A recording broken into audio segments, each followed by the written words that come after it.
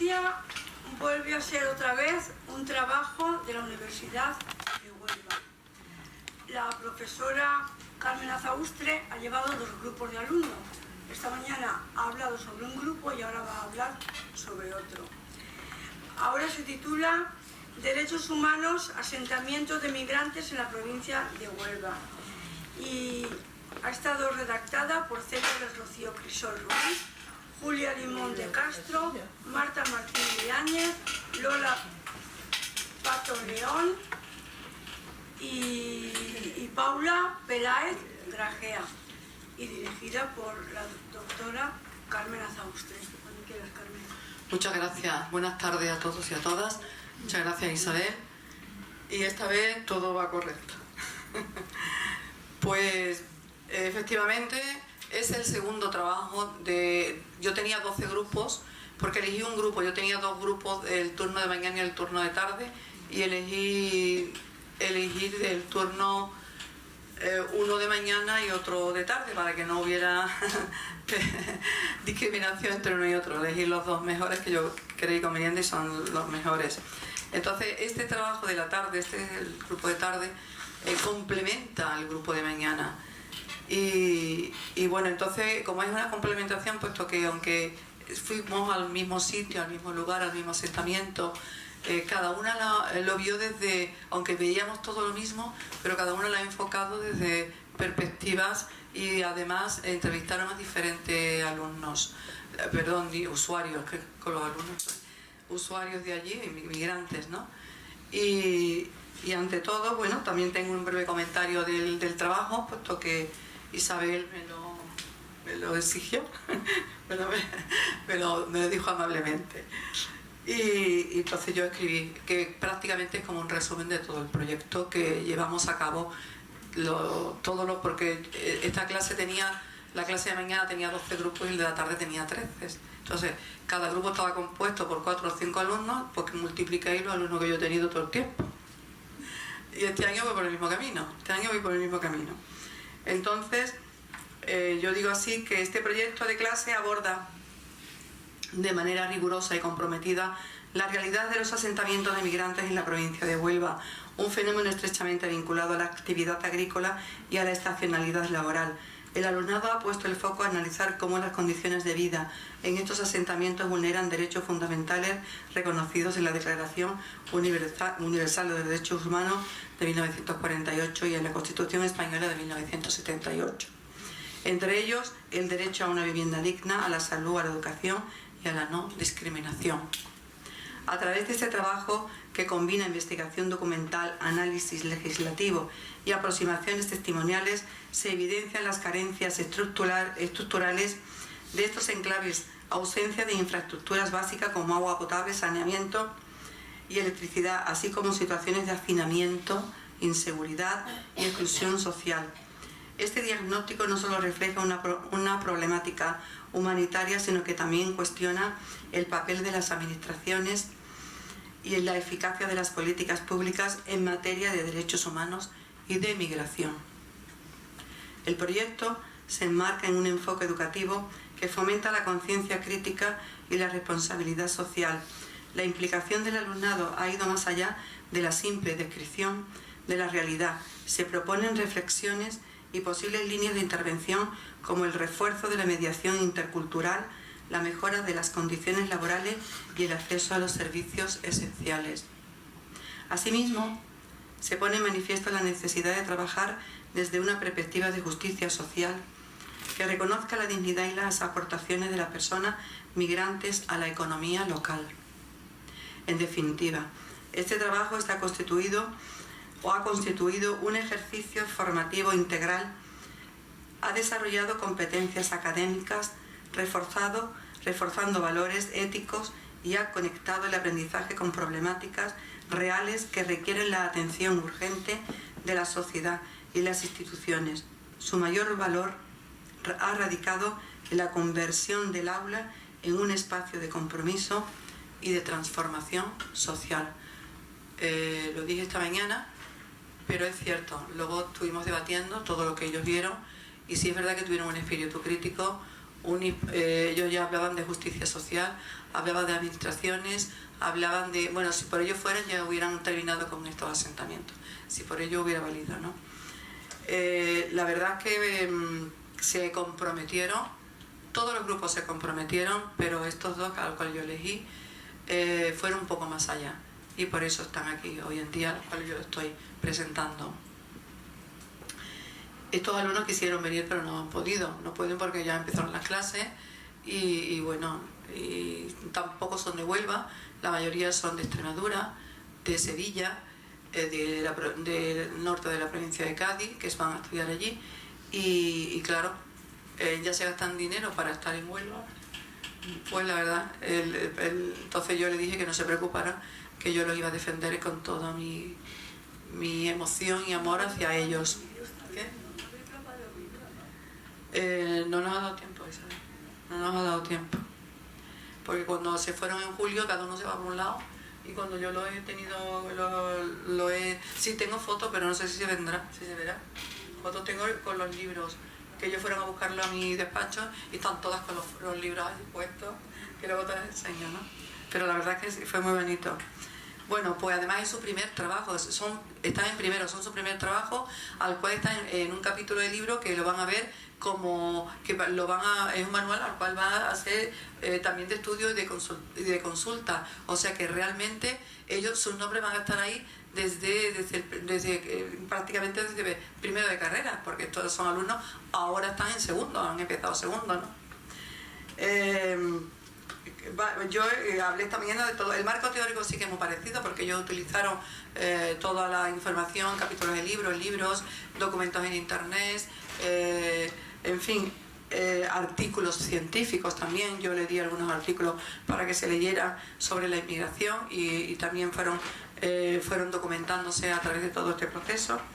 Y bueno, me han hablado de autores, cosas que el otro trabajo me hablaban, pero ellos lo han fundamentado muchísimo más.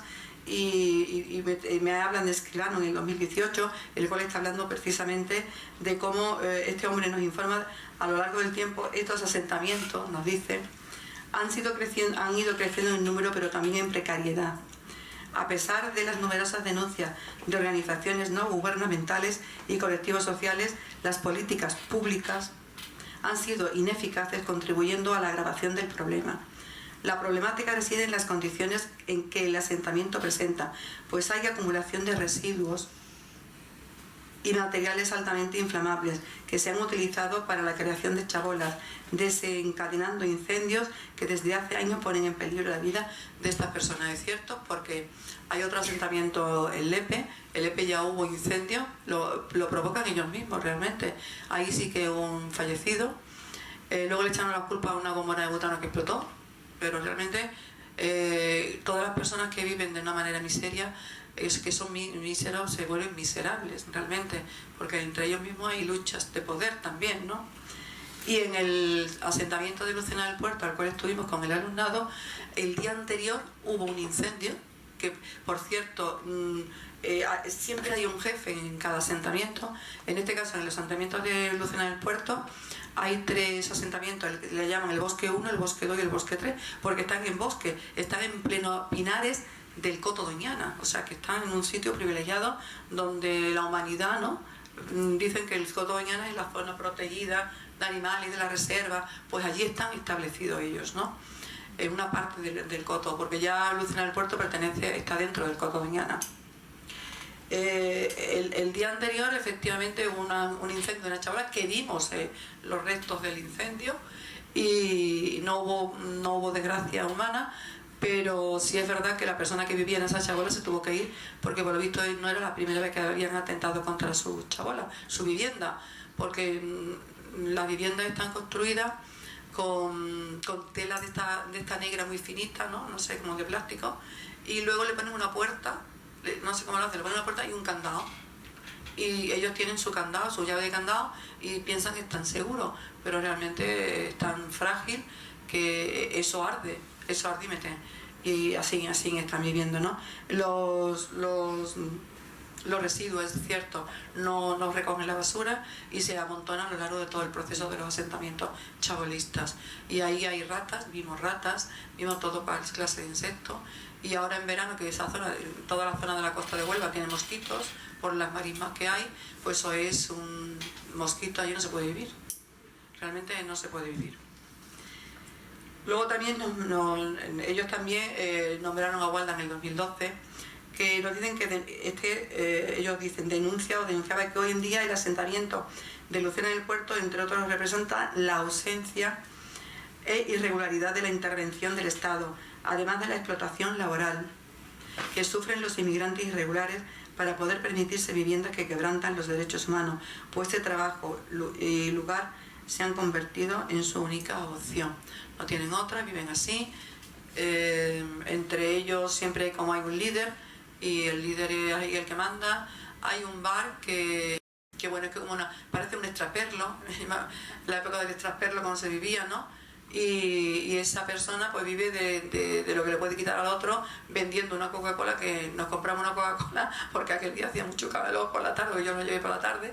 Estuvimos de 3 a 8 de la tarde allí metidos en el asentamiento, pues fue en el mes de mayo, y nos costó la Coca-Cola 5 euros. O sea, extraperlo, y encima nos estaban explotando. Como ya que le están explotando a ellos, diría, ahora que esta gente que viene lo vamos a explotar. A ver, pagamos 5 euros, ¿verdad? Sí, es verdad que pagamos 5 euros, pero bueno, todo sea por lo que fuere, ¿no? En estos asentamientos, en este suele haber entre 950 personas, pero cuando viene la época fuerte de la recogida de los frutos rojos o del fresón o de otro cultivo, realmente son más de 1000 y 1500 los que se aproximan, ¿vale? Se aproximan. Hay una serie de teorías también que forman parte de lo que es lo explica muy bien todo esto, ¿no? Y una de las teorías que empiezan a analizar ellas, las chicas, ¿no? Después de analizar una serie de documentos, ¿no? Y ellas dicen, esto es importante, Carmen, entonces me lo propone. Yo iba siguiendo el trabajo, coordinándole a todos, a ellas y a todos los demás. Dicen que su teoría es la teoría de la exclusión social. Dice, esto es importante porque nosotros mismos exclusión, entre ellos mismos se excluyen también. O sea, nosotros los excluimos, bueno, nosotros me refiero a nivel general, pero es que entre ellos también se excluyen. Ya que estos asentamientos las personas quedan excluidas de derechos básicos como la educación, salud, trabajo legal y sobre todo vivienda, desembocando en alejarse cada vez más de la sociedad y de su oportunidad de integrarse a ellos, reforzando su vulnerabilidad y precariedad. Esto es lo mismo que como Palestina y Israel. Si Israel sufrió en una época, ahora otros van a sufrir de lo que yo sufrí. Bueno, pues esto es lo mismo, ¿no? Si ellos sufrieron, ellos están sufriendo por nosotros, ellos mismos luego hacen que su misma raza, su misma etnia sufran por ellos. O sea que esto es como el pescado que se muerde la cola, ¿no? Esto es tan humano como que tú lo ves y dices, ¿cómo es posible que entre ellos mismos sí hay ayuda? Hay ayuda en algunos, pero no en todos, en la mayoría. Y si el líder que hay es como la mentalidad de Trump, imaginaros lo que hay en un campo de asentamiento donde allí no va nadie. O sea, algunas veces no va nadie que ponga justicia social realmente. Luego tenemos la otra teoría, es la de la marginalidad estructural, porque hablan de que como no se pueden enriquecer, también puesto que estas personas no solo están marginadas económicamente, sino también de la forma institucionalmente. No hay ninguna institución que los avale realmente. Ellos están trabajando ilegalmente, le están explotando, no tienen contrato, lo único que quieren es recibir el dinero que le pagan por 8 horas, que son entre 50 y 60 euros. Están contentos porque parte de ese dinero va a su familia, luego a su país, pero ellos lo ven como que se están ayudando a sí mismos y luego ayudan aparte a su familia en el país de origen, bien Senegal, Kenia o Marruecos, ¿no? La otra teoría sería la de las 3 generaciones de los derechos humanos.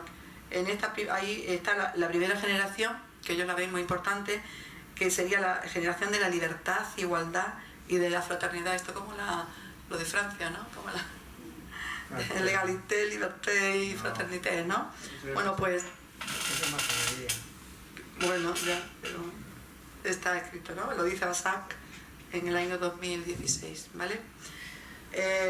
La otra generación, la segunda generación, estaría formada por los derechos económicos, sociales y culturales, y la tercera generación estaría compuesta por los derechos de solidaridad al desarrollo y a un ambiente saludable, y esto es lo que no hay.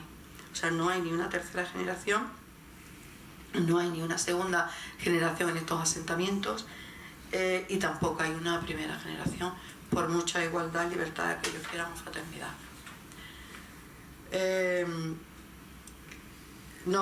Se adentran también, empezaron a estudiar de dónde vienen las leyes de la migración, y estuvieron luego viendo y pusieron las más importantes, porque la verdad es que hay bastantes, pero las más importantes serían, bueno, no tan bastantes, hay muchas más, pero actuales así serían la que está en la Ley Orgánica del 2000, el Real Decreto 557 de 2011, del 20 de abril, y la ley del 14 de 2013, del 20 de septiembre. Y estas tres leyes muy parecidas la apoyan a los emprendedores, y es una ley reguladora, son leyes reguladoras del derecho de asilo y de la protección subsidiaria. Ayudan a los emprendedores, son estos que vienen, emprenden, pero también quiere regular ese derecho de asilo. Ese derecho de asilo no se regula hasta después de 2 años, porque durante 2 años están ilegalmente en el país, en España, y se van escondiendo, realmente se van escondiendo, porque si no lo deportan. O sea, que quiero decir que ellos de allí no salen, son gente joven. Yo estoy hablando con una persona joven nigeriano que tenía 18 años, otro tenía 20, y entonces nada más que se dedican a trabajar y se meten ahí en el asentamiento, porque espera de los 2 años para que le den los papeles, consigan los papeles, y así van funcionando. Luego tenemos la otra ley más destacada, sería en España, eso fue ya, bueno, ahora en la Unión Europea tenemos se encuentra la directiva del 2003, que la del Consejo, luego tenemos la directiva del 2008 del Parlamento Europeo, y del Consejo también el reglamento de la Unión Europea, del Parlamento Europeo y del Consejo en el Pacto sobre Migraciones y de Asilo de la Unión Europea. Bueno, se dice mucho, están todas las leyes, los artículos, pero realmente luego a veces o no lo conocemos o pasamos por alto. En España tenemos la Ley Orgánica del 2004, del 2000, del 11 de enero, sobre los derechos y libertades de los extranjeros en España y su integración social, además del reglamento que va desarrollando esta ley realmente. Esta ley es la normativa clave para regular las autorizaciones de trabajo en empleos temporales o estacionales. Sin embargo, las autorizaciones exigen una serie de requisitos, como he dicho antes, ¿no? Esos requisitos, para ser concedida, se encuentra no ser ciudadano europeo, que el trabajador se comprometa a retomar el país de origen una vez concluida la relación laboral, y que la duración de la actividad tenga un límite máximo de 9 meses dentro del periodo de 12 meses consecutivos, entre otros.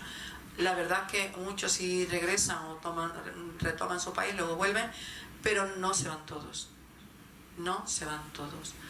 Se suelen quedar y van quedando ahí para la campaña siguiente. Los que retornaron a su país vuelven de nuevo, se vuelven a llenar los asentamientos, y bueno, empiezan a venir los conflictos realmente, y esto es así, ¿no? Es un ciclo, otro ciclo. No hay niños en estos campamentos, porque luego los servicios sociales se los llevan porque no pueden estar ahí, y ya dije esta mañana que sí es verdad que ellos mismos, e incluso los mismos hombres decían que había prostitución, pero yo tuve la oportunidad de hablar con una chica y tiene que sacar dinero de donde no, para mandar a su casa, lo saca desde la prostitución, porque el trabajo no le da. Y si la dejan en paro, no trabaja, pues vive de eso en España. Desgraciadamente es una realidad que la tenemos muy cerca, por lo menos en la parte de Huelva, ¿no? Plantearon una serie de objetivos estas alumnas, y se hicieron también esa pregunta. Ellos piensan qué es lo que puede pasar, y a partir de esa pregunta se plantean un objetivo generalizado para luego tener 2 específicos. Bueno, ellos han tenido 2 específicos. ¿Y qué preguntas se hicieron? Y entonces ellas pensando se plantearon y dijeron: ya hemos visto lo que hemos visto, ahora vamos a saber, ya es fácil hacernos la pregunta. y se plantearon qué medidas se pueden llevar a cabo para asegurar los derechos humanos y las necesidades fundamentales en los asentamientos y que promuevan la activa participación de las comunidades.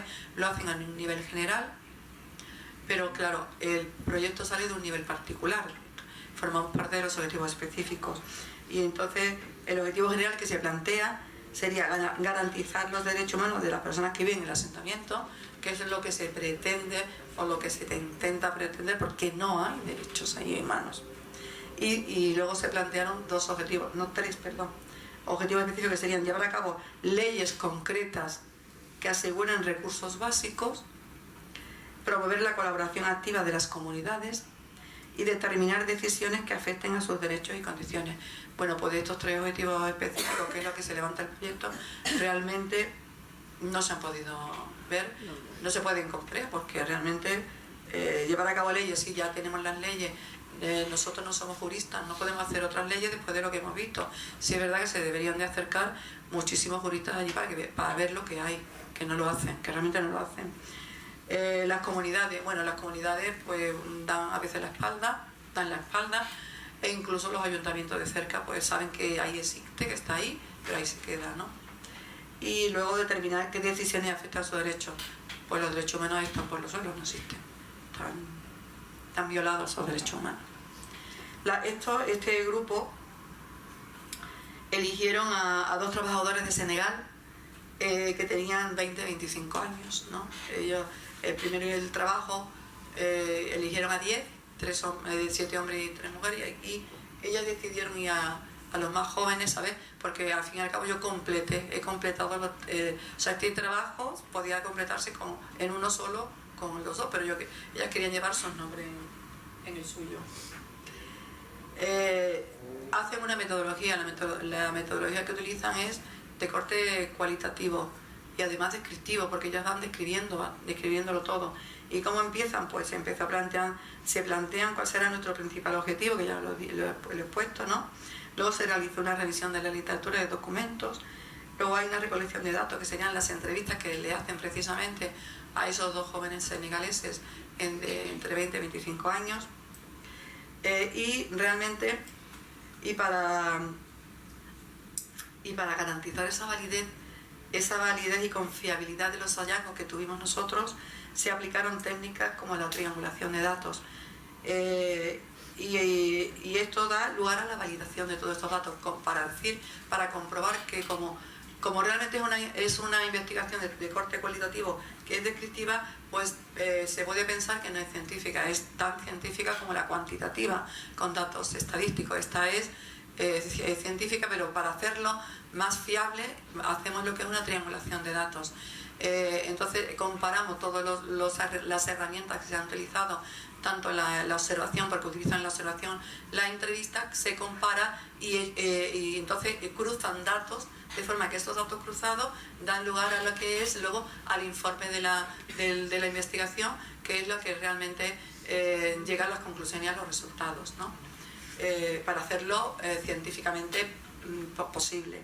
Y entonces yo se lo enseñé, porque son alumnos de primero, entonces se lo enseño yo para que lo pusieran, ¿no? Porque ellos iban a lo más gordo. Y yo dije que para tener este trabajo en un libro de derechos humanos había que rizar el rizo. Había que rizar el rizo, y la verdad es que se molestaron.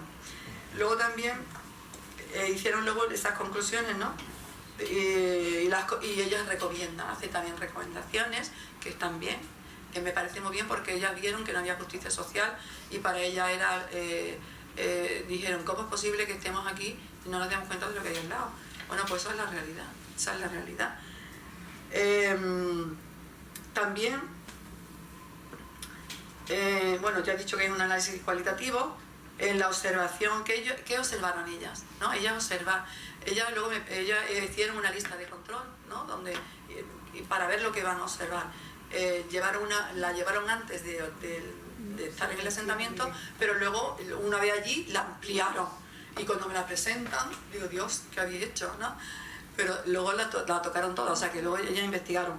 Ella empieza a decir, chavalos, visita comunitaria en asentamiento informal, ¿no? ¿Qué observan? Chavalas o viviendas totalmente improvisadas, con materiales inestables, o inadecuado, carecen de electricidad y agua potable. En el asentamiento no existe presencia de ningún menor. La media de edad del habitante es de 19 a 60. Ahí no se ponían de acuerdo los dos grupos, pero sí es verdad que están entre 19 y 18. Había uno o dos senegaleses de Kenia, de Nigeria, que tenían 18 años, pero ellos no quisieron hablar. No quisieron hablar porque estaban recién llegados, no sabían el castellano y solamente hablaba el wolot, que es la lengua que ellos se comunican entre ellos, ¿no? La mayoría de los habitantes de estas trabajan de forma ilegal y en situaciones precarias en las que muchas empresas se aprovechan de las nefastas condiciones que sufren. Eso es cierto, que lo vimos, ¿no? No hay centro de salud cercano. Tienen dificultades para poder comprar comida debido a la larga distancia en la que se encuentra el pueblo de Lucena, que son a 2,5 kilómetros, y van andando y vienen andando. O sea que no tienen ni una bicicleta, no tienen nada.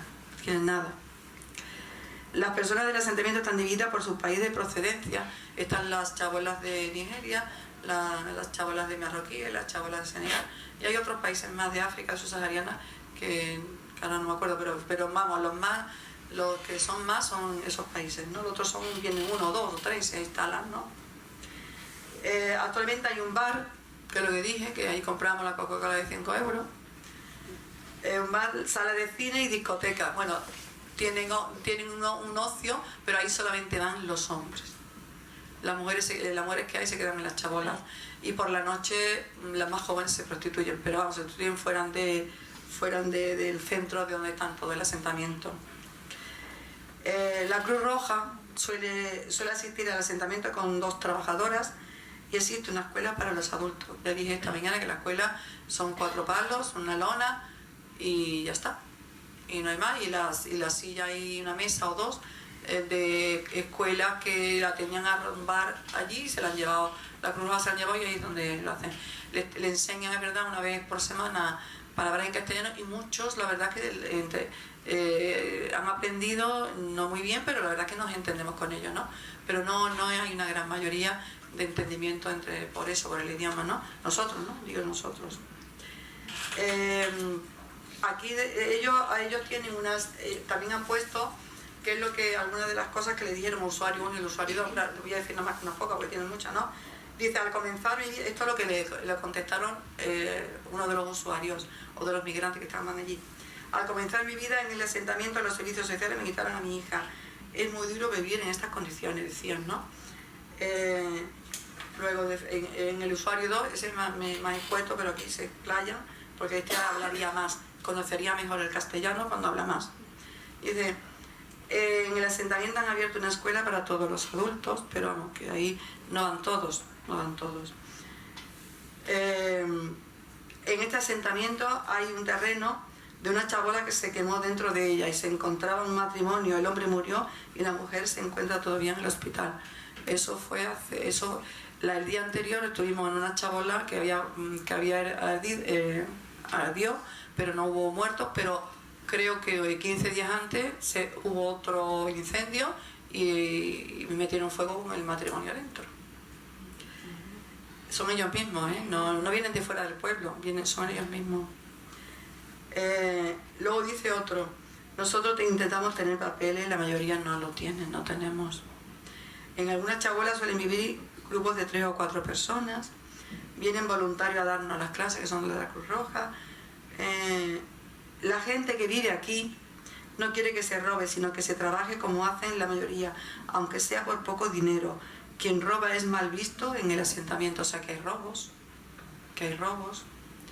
No tenemos ayuda externa, tenemos problemas para comprar la comida, nuestras chabolas no son resistentes al mal tiempo, y esto lo voy a añadir yo.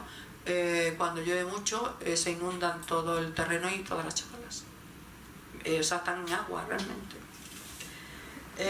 Viviendas con materiales inadecuados, exclusión social, derecho a la identidad y regulación, no tienen identidad, están como si no tuvieran nada, es como si no existieran, pero están allí.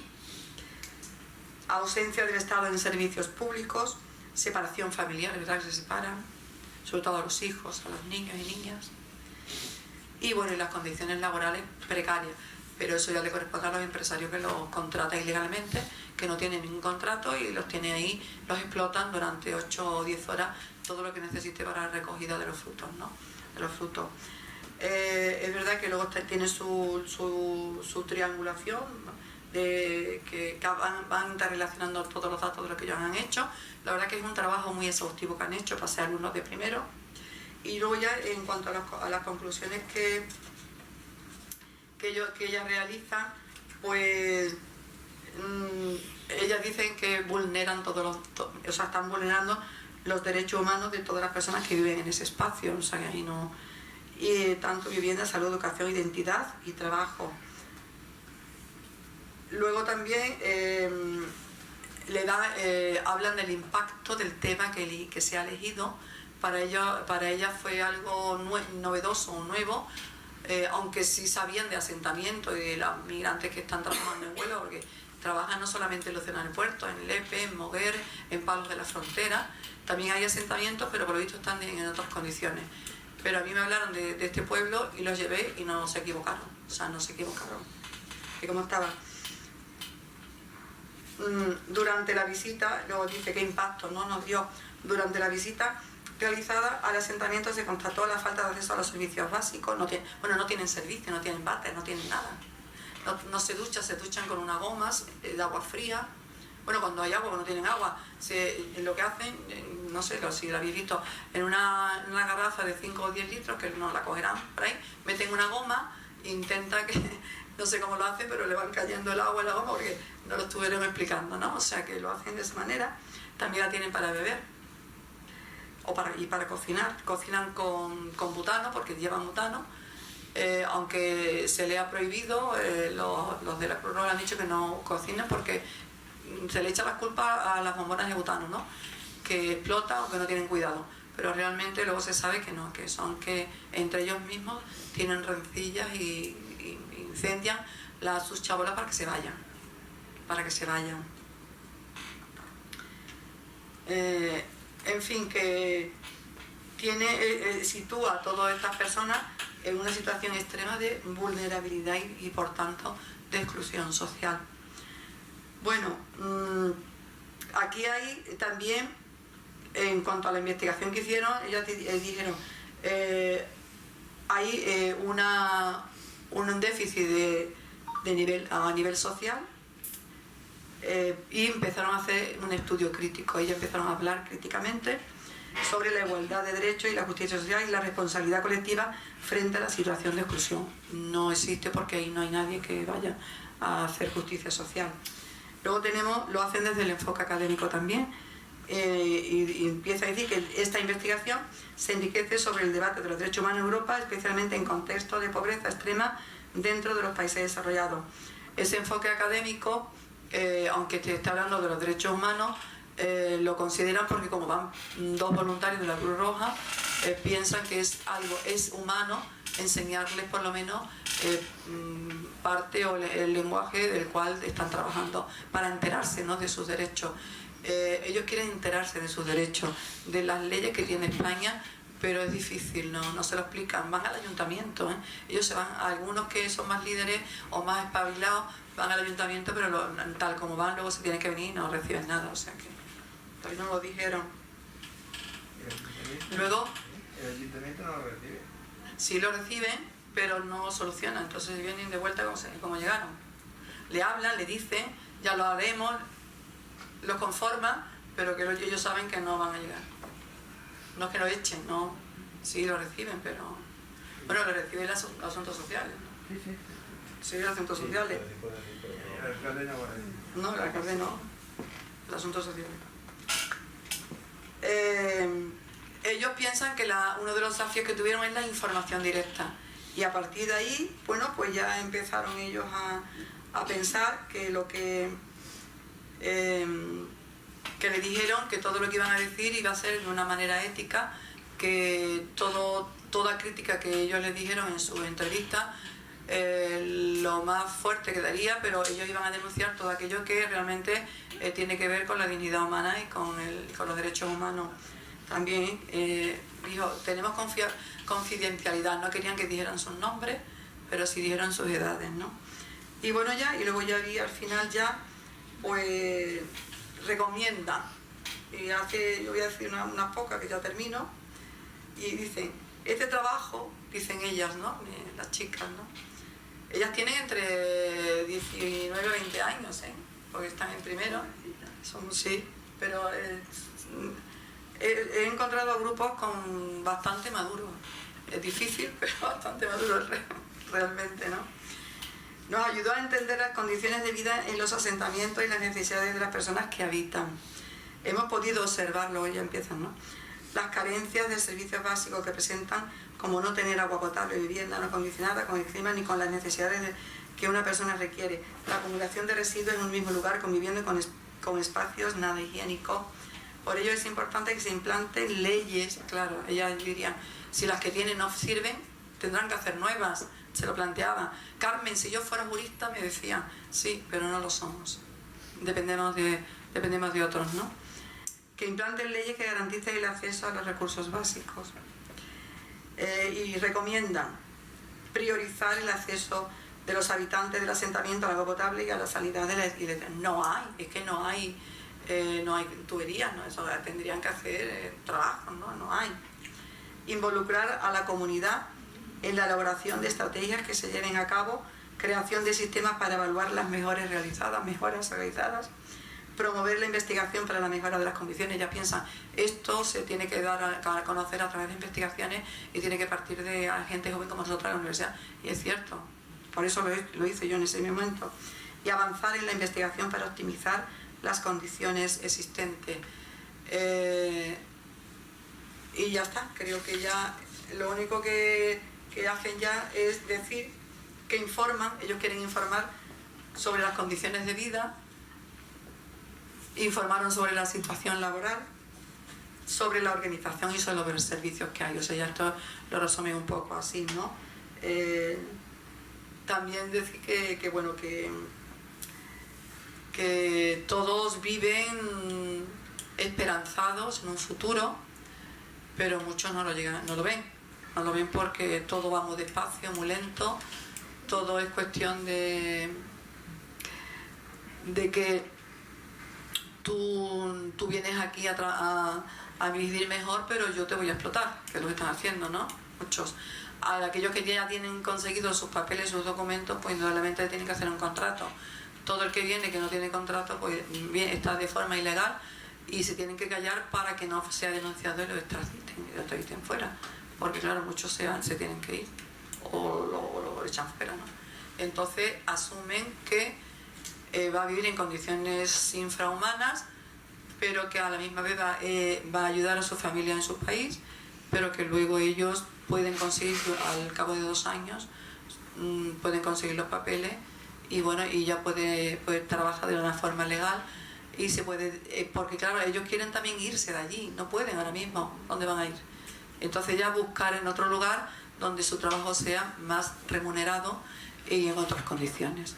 Y bueno, este es el trabajo que han realizado estas alumnas de lo que es la migración que tenemos aquí cerca. Muchas gracias.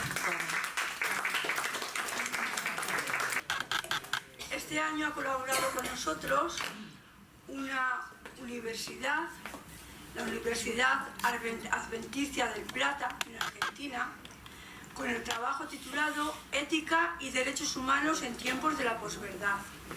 Es un trabajo que lo han realizado los alumnos Paulo Carrizo, Gabriele Dabelga, Melissa Heinzer, Brenda Hector, María P. Baldueza y está coordinado por el profesor René Rogelio Smith.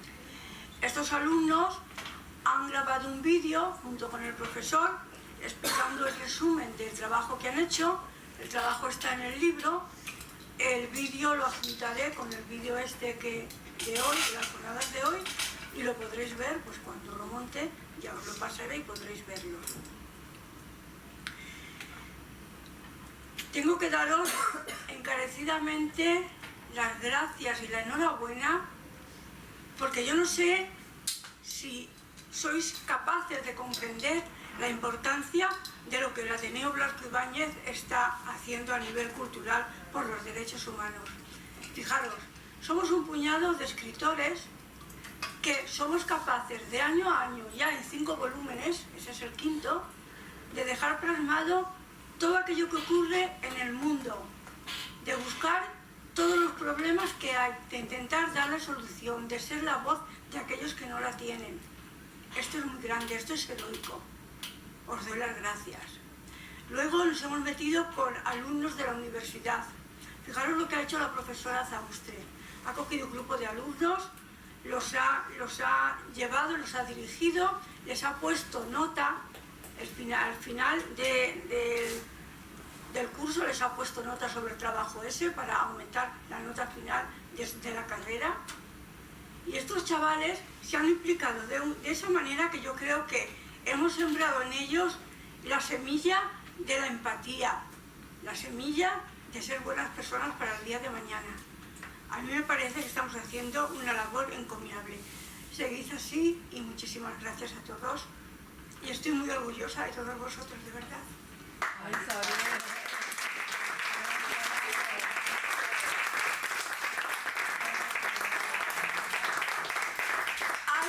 Hay una persona que siempre está callada, que no pide nada, pero que siempre está ahí. Es el brazo derecho del Ateneo, es el secretario Celestino Álvarez Cienfuegos, y le vamos a dar su diploma. Ven aquí, Celestino, y darle un fuerte aplauso.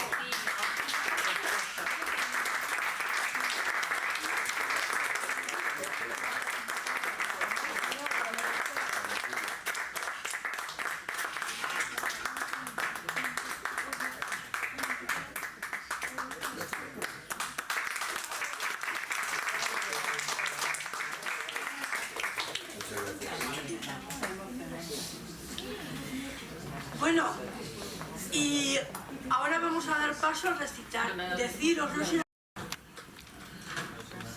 Bueno, pues como me ha tocado a mí la primera, también tengo que decir porque me tengo que marchar después a las 7 y entonces digo, bueno, pues ya se lo he pedido a Isabel y por eso mismo he entrado la primera.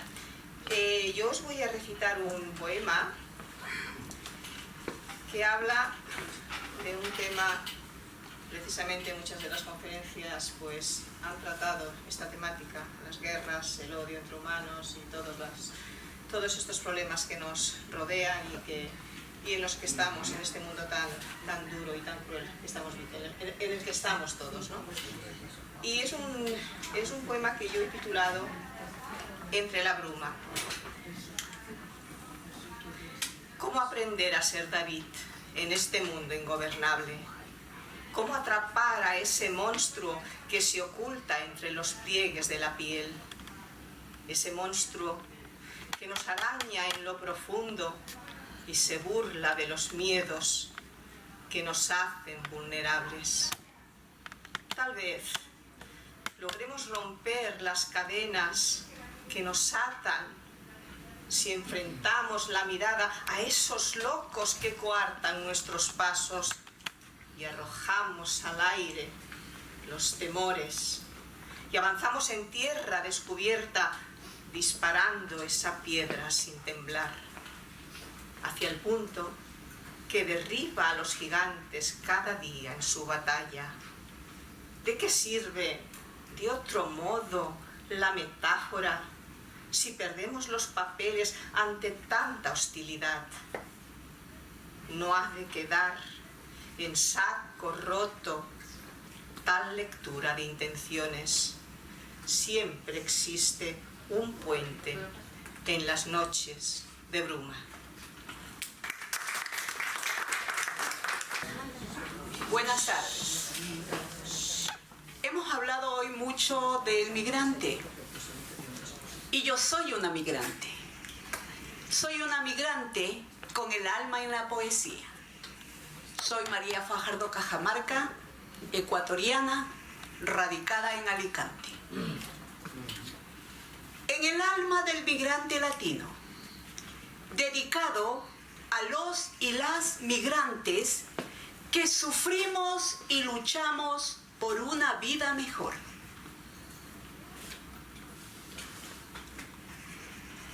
El despertador ha sonado.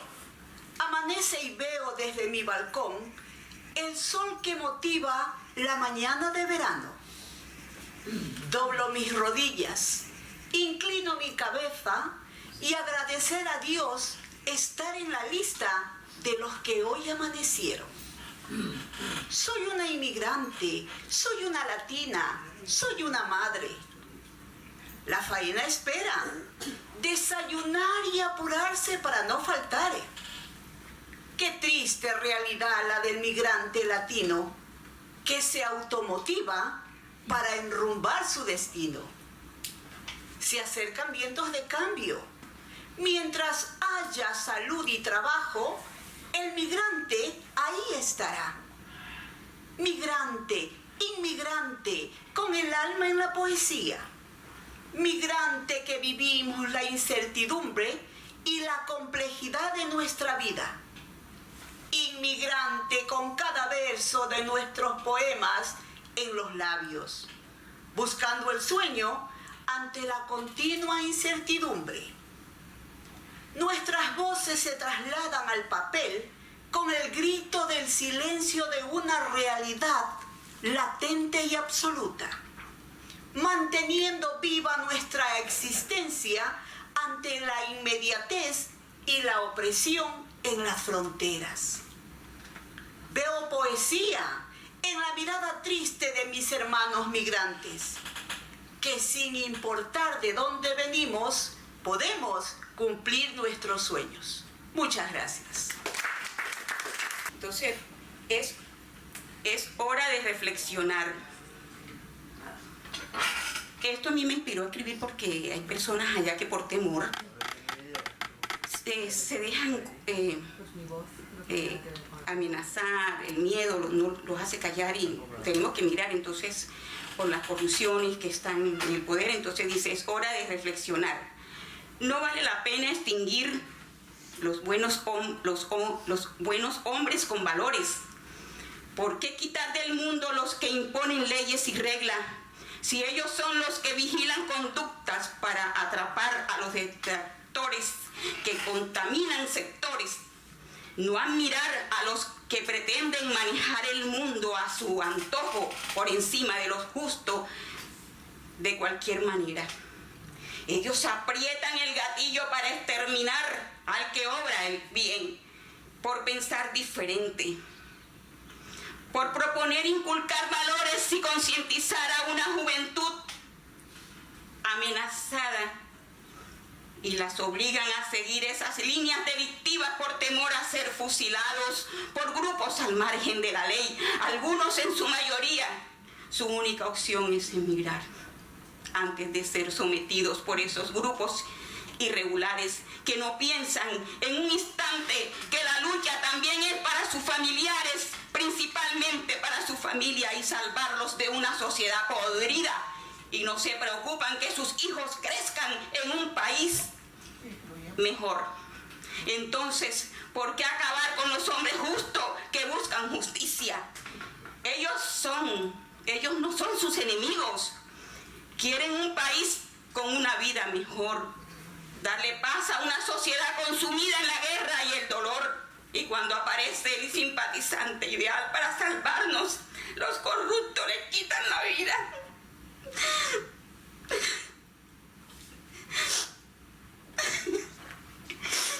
Lo más indignante, que nadie dice nada. Reina la voz del silencio. ¿Por qué apoyar a los destructivos si son los autores de derramamiento de sangre? Que por la avaricia calzan con la maldad para destruir naciones. Es hora de reflexionar. La vida es corta y la debemos valorar y respetar, la de los demás. Porque vinimos al mundo, no porque exigimos germinar. Fue el regalo más divino que Dios nos dio, y justamente es quien Él tiene derecho a quitarla. Todos queremos mantener ese suspiro y no deben de cegar vidas.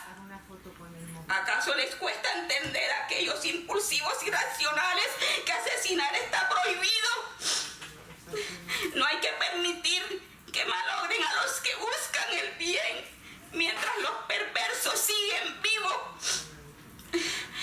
Dios se apiade. Dios se apiade por los rebeldes al margen de la ley, que se resisten a entrar en razón. Se creen los dueños del mundo por negociar la corrupción. Armas en manos extorsionan a los pueblos y cometen crímenes sin importarles adquirir el sucio dinero en la más baja y repudiable manera, usando también inocentes como señuelos y obligarlos a cometer atrocidades para conspirar contra su propia nación. Dios mío, te pido clemencia, que en todas las naciones donde opere corrupción de toda índole, envíe un hombre como Nayib Bukele a la presidencia y una cárcel como el Secot para que esos corruptos malvados insurrectos paguen el precio de sus consecuencias y por fin reflexionen e impacten en su propia conciencia que el delito está mal hecho. Gracias. Estamos en ello. Se llama el ocaso. El ocaso apunta en el horizonte sin par y las montañas aparecen ya coloreadas, anaranjadas, azules, verdes, violetas. ¿Qué habrá detrás del más allá? Pura maravilla, ánimo en el alma, pululantes lucecitas que lo adornan. Embrujo y quietud paralelos van, inolvidable tiempo para recordar. Ya el día, al parecer, se desvanece y las montañas cubiertas están, al tiempo que el atardecer emerge. El fuerte viento ha dejado su señal. Tranquilidad, ensueño, ¿qué más da? ¿Qué habrá detrás del más allá?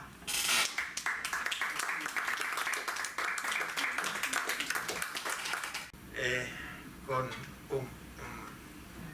un endecasílabo, todo está lleno, todo el poema, el libro son endecasílabos. El primero que quiero leer se titula La vida humana.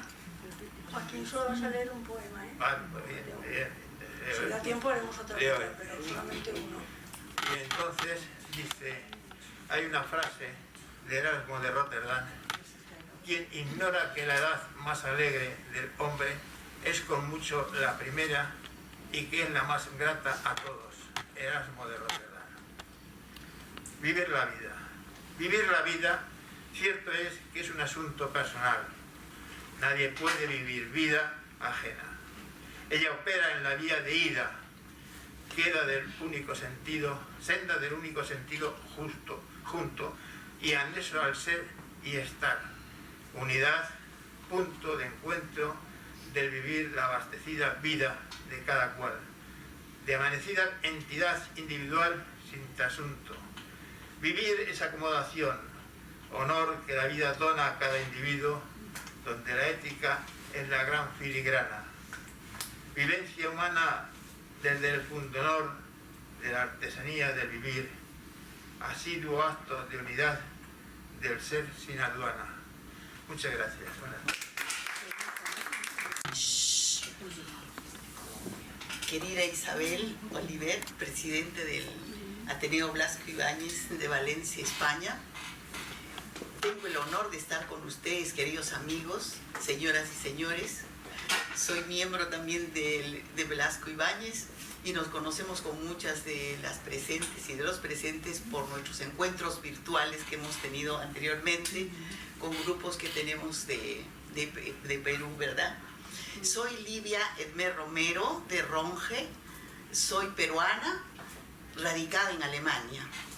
Y con mucho gusto les voy a leer aquí un escrito mío, haciendo honor también a esas mujeres que están olvidadas. Este es otro ángulo también de derechos. Un poco diferente, pero también da con el tema, ¿sí? Entonces, con mucho gusto, esta noche para ustedes, el poema que nace del alma. el poema que nace del alma para la mujer que mece una cuna, aquella que da un amor infinito y lleva a sus amados retoños toda la vida en su corazón, nos llama a reflexionar. ¿Cómo es posible que en el siglo XXI, con tanto desarrollo tecnológico y avance en las ciencias, haya ideologías destructivas que buscan desacreditar la maternidad? Siendo esta, según la opinión de millones de mujeres en el mundo, la experiencia más hermosa que han tenido en su existencia. Cuando una mujer advierte que otra vida empieza a brotar en su vientre, cuando escucha el latido presuroso del corazón de su futuro bebé, y más aún cuando llega el momento culminante de su nacimiento y percibe que ese pequeño ser se desprende y se desliza suavemente de su cuerpo, abriéndose a la vida, se establece un lazo tan íntimo, tan fuerte, tan poderoso, de color eterno entre ella y su hijo, que permanecerá para siempre. Dar vida es ser co-creadora. Esta vivencia sin igual, grupos radicales pretenden arrebatar a las jóvenes mujeres de hoy.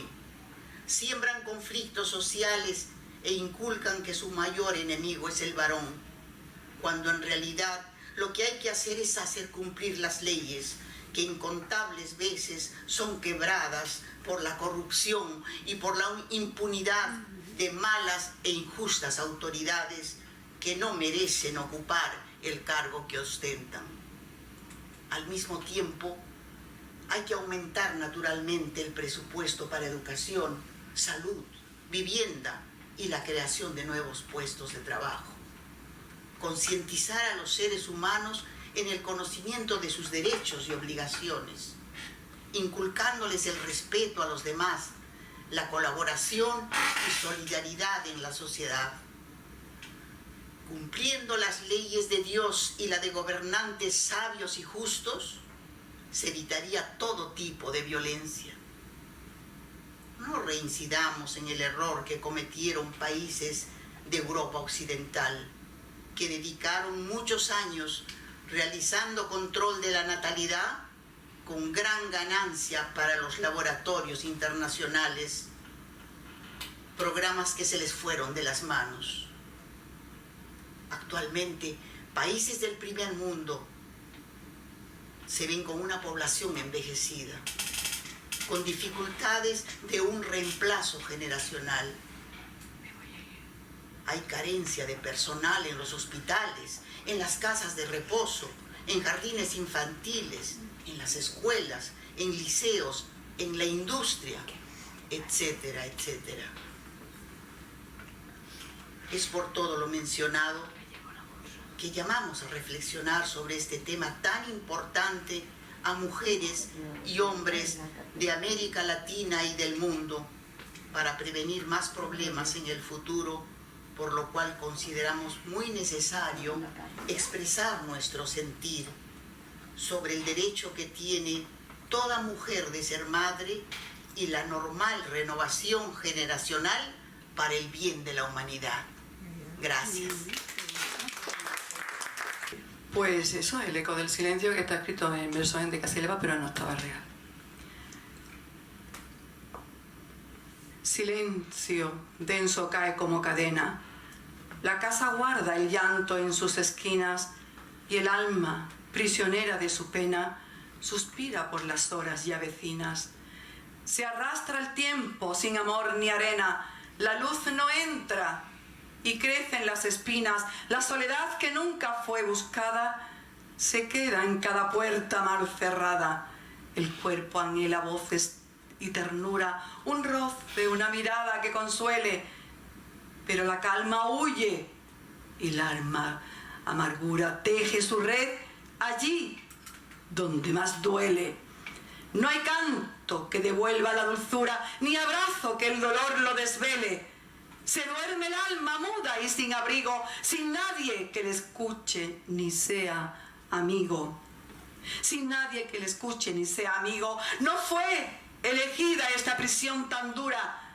La soledad no es flor que se cultive, ni llama que en la sangre se apresura, ni fuego que en el pecho aún pervive. Es hielo que no tiembla ni murmura, dolor sin voz que dentro sobrevive. Es cruz sin redención, sombra cerrada, sin luz, sin arquitectura ni alborada. ¿Acaso es vida el aire que nos abraza? ¿Acaso es tiempo el que no deja huella? La sombra hace nido en cada casa y en cada ser la ausencia se descuella. La soledad no es libre, no es la plaza de un sabio que en su paz vive y destella. Es grito contenido en la garganta, herida que al silencio se levanta. Muchas gracias. Buenas, voy a leer un poema a colación de la ponencia de los mayores al edadismo. Tenía un poema a los mayores que escribí hace mucho tiempo, muchos años, y ahora pues casi me encuentro yo también en la tesitura de la edad. El poema se titula El espejo de la vida y dice así: en mil batallas curtidos, sabedores, que su tren se aproxima a destino, infinidad de historias abonan su camino. Rendir pleitesía quiero a mis mayores. No por su edad son menos necesarios en este mundo de prisas y exigencias. Máquina cruel al final de la existencia que deja a todos la marca del agravio. Siéntate a su lado y déjate llevar. Verás que un libro se abre de repente, de páginas doradas con solo preguntar, retazos de su vida que habitan en su mente. Muchos están ahora en el olvido, para ellos sobra esta etapa de su vida, error inmenso por todos cometido, pues te ofrecen cariño sin medida. Muchas gracias. Recito un poema de tema alegre escrito por mí. Se dice: sin misterios, sin amigos, sin dinero, me encontraba yo anoche solo en una esquina. Pasó por mi lado un cremoso cuerpo, enloquecido por ella. Su mirada, una luz en el reflejo de la noche, y era el jazz que eclipsaba su figura. Bajóse también de un coche un tipo con sombrero. Se acercaba, venía a mi encuentro. Mi aburrido rostro le interesaba. Con tal de que no fuera un policía, somos los dos reflejos de la vida. Amigo, me comenta, y era cargable y me amaba. Y era Luis Mejías y me quería. Sin amigos, sin dinero. Este poemario se registró y lo leyó hace unos años José Luis de Cuenca en Antena 2 y nada, lo leí yo y me acordé de que lo había escrito yo. Gracias. Pues creo que después de escuchar sobre Huelva y la inmigración, este es un poema dedicado más bien al refugiado político que tiene que pedir asilo político en otro país. Para los que sobreviven,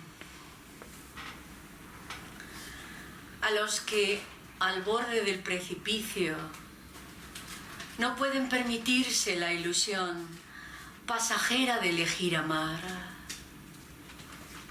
yendo y viniendo entre amaneceres, antes y después de ser una hora que pueda alimentar un futuro de pan y techo en boca de sus hijos. A los que luchan por no reflejar ni la muerte ni el temor en su rostro. A los que aprenden el miedo en el pecho de su madre y no les salvó de los que les compraron su silencio. Para ellos, ese instante de triunfo en que creían que no iban a sobrevivir, porque temen que el sol salga y se vaya. Temen comer y no volver a hacerlo. Temen al amor y a la soledad. Cuando hablan, temen no ser escuchados. Cuando callan, temen al mismo miedo. Será mejor hablar recordando que sí creían que iban a sobrevivir. Gracias. Buenas tardes, yo me llamo Pilar López Pompó y vengo de Alicante con mi presidenta Consuelo Ginera. Y mi poema es así un poco más alegre, no es tan profundo como el vuestro. Yo soy una enamorada de los árboles y entonces, pues viendo como un árbol lo estaban talando, me salió esto. Lo he titulado Hoy han talado mis ramas. Hoy han talado mis ramas y mis brazos tullidos han quedado. Y ella me dice, qué bello aún sigues estando. La corteza de mi tronco en silencio llora y ella me abraza y me dice que me quiere. Ya no puedo abrazarla, pero ella rodea mi cuerpo y con su cara y sus labios me llena de besos. Pasaré el invierno aletargado y mudo, con mi corteza seca, pero llenándome de savia nueva. Y así, cuando la primavera llegue, volveré a renacer de nuevo. Y esta vez, mis ramas rodearán su cuerpo y la caricia de mis hojas la llenarán de besos. Y cuando el viento meza mis hojas, le cantaré. Como María José Fernández y mi poema se titula Todo me da pena. Sí, me da pena el silencio y ese que pasa encorvado, aquel amigo olvidado, aquellos versos no escritos. Me da pena que no me quieras cuando más te necesito, aquella flor que se muere o aquel obrero en despido, la guerra y los problemas, la falsedad, el egoísmo, ese que sufre en un hospital, el abuelo y su reumatismo. Me da pena que no me quieras. El tiempo que se nos ha ido, creo que hoy siento pena de todo, hasta de mí misma que escribo. Gracias.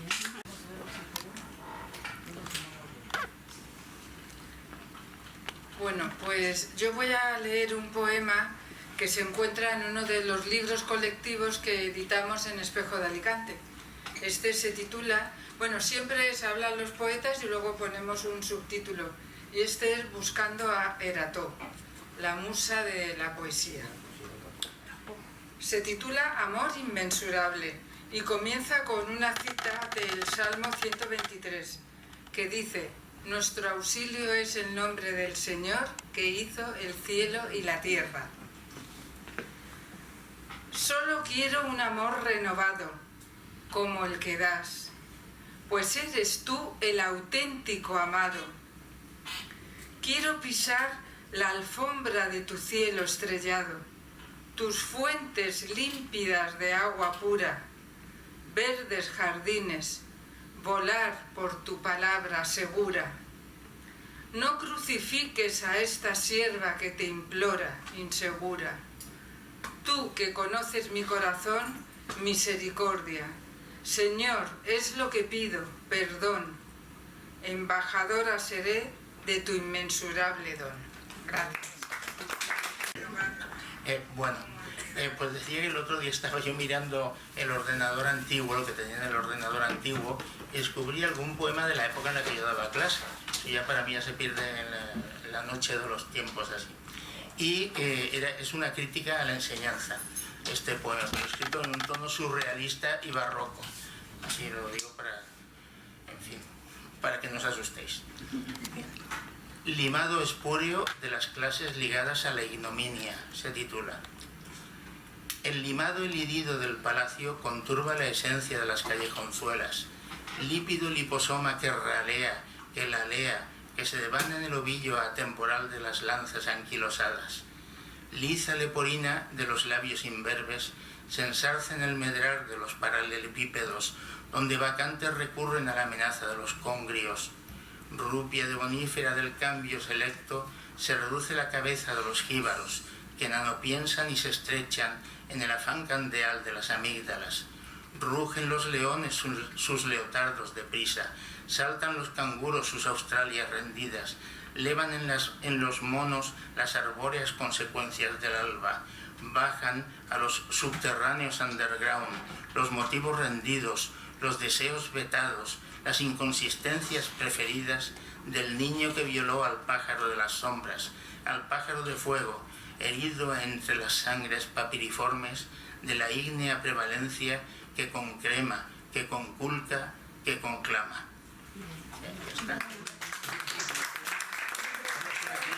Buenas tardes a todos. Yo voy a leer un poema sobre la Dana. Nuestros pueblos. No importa cada gota de lluvia, no importa la política del momento. A mí me importa la vida de cada ser humano que vive sin temores ni miedos. Despertemos esa balanza dormida de cada gota de sangre bendecida que da luz en la vida desnuda de cada dolor de nuestros pueblos.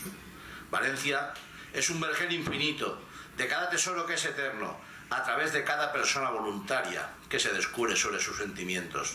Se ha creado ese sendero sobre el alma que viaja a través de ese fuego para encontrar la humanidad verdadera del amor a esta tierra con sus esfuerzos. Los naranjos nos regalan azahares, los arrozales riegan en su lecho una voz que se desgarra sobre la brisa que amanece dentro de nuestro pecho. Somos la voluntad de esa palabra que llena el cuerpo de coraje para vencer ante esta dura batalla, guardando la atalaya de nuestros recuerdos. Valencianos empiante su nobleza que dejan esas telas sobre el firmamento de nuestra bandera alzada sobre el aire, tierra labrada por nuestros ancestros. Qué orgulloso me siento al contemplar cómo la unión hace la fuerza de una región que nos regala la verdad de nuestros sueños. Muchas gracias. Este es un poema que ya me lo habréis oído alguna que otra vez. Lo escribí en octosílabos, pero como habla de la guerra y estamos en tiempos bélicos, pues, y estamos en el lugar que estamos, pues es apropiado. Silencio se titula. Silencio. Que nada turbe la quietud de este momento. Que no llore más la lluvia. Decid que no ruja el trueno. Al viento que no la arañe porque tiene el pecho abierto. Herida viene de muerte, sangra claveles de grana, pues su enemiga la guerra la ha vencido esta mañana. Silencio, que no se asuste del horror que está viviendo. Ayudadla a que respire, dadle su sitio en el tiempo. Silencio, guardad silencio, que aún podemos salvarla si entre todos lo queremos. Silencio, guardad silencio, si la paz muere, la tierra conocerá dueños nuevos. Cabalgando entre las nubes, en sus corceles siniestros, 4 jinetes se ríen. El hambre, la peste, el miedo, porque la guerra les cuenta que la paz se está muriendo. Gracias.